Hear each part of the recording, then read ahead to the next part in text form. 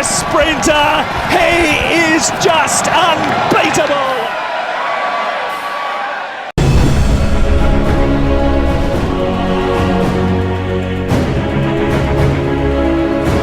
嘉應高升，我哋嘅馬王啊，以一個相當超卓嘅姿態，真係犀利啊！追平咗21年精英大師17連勝嘅紀錄啊！